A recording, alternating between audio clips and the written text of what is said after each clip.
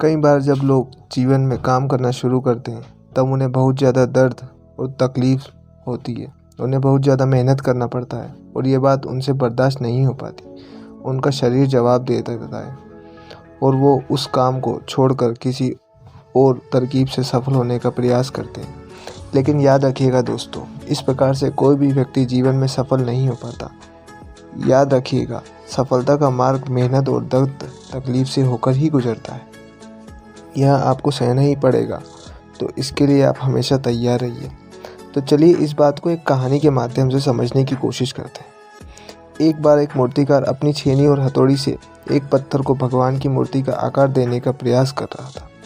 जैसे ही वह छेनी को और हथौड़ा पत्थर पर मारता, वह पत्थर चिल्लाने लगता और कहने लगता कि ये क्या कर रहे हो, मुझे इतना मार क्यों रहे हो, मुझे बहुत दर्द हो रहा है, तकलीफ़ हो रही है, पीड़ा हो रही है, मुझे अपने हाल पर छोड़ दो और यहाँ से चले जाओ।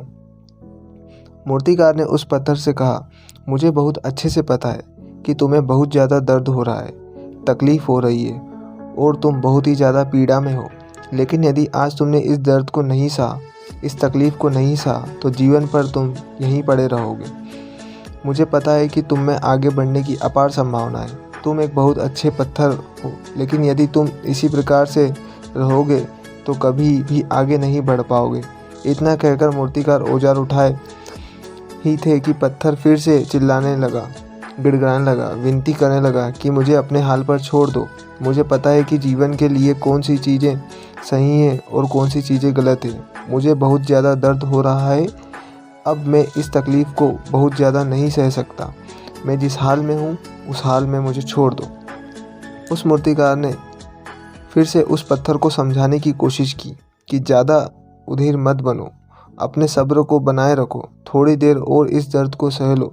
यदि इस दर्द को सह लिया तो मैं भगवान की मूर्ति के रूप में तुम्हारी स्थापना करवाऊंगा और फिर दूर दूर से लोग तुम्हारी पूजा करने आएंगे और पंडित और लोग तुम्हारी सेवा करेंगे।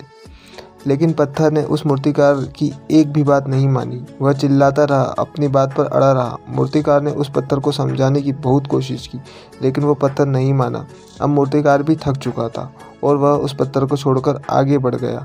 थोड़ी ही दूर जाकर देखा कि एक और बहुत ही सुंदर पत्थर वहाँ पड़ा हुआ था। उसने छीनी हथौड़ी उठाई और उस पत्थर को मूर्ति बनाने के लिए वो तैयार हो गया।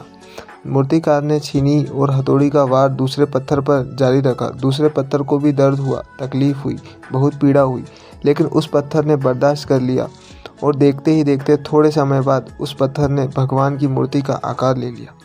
थोड़े दिन बाद उस मूर्ति की एक मंदिर में स्थापना हो गई। धीरे धीरे लोग वहाँ पूजा पाठ करने आने लगे। लोगों की मन्नतें वहाँ से पूरी होने लगी।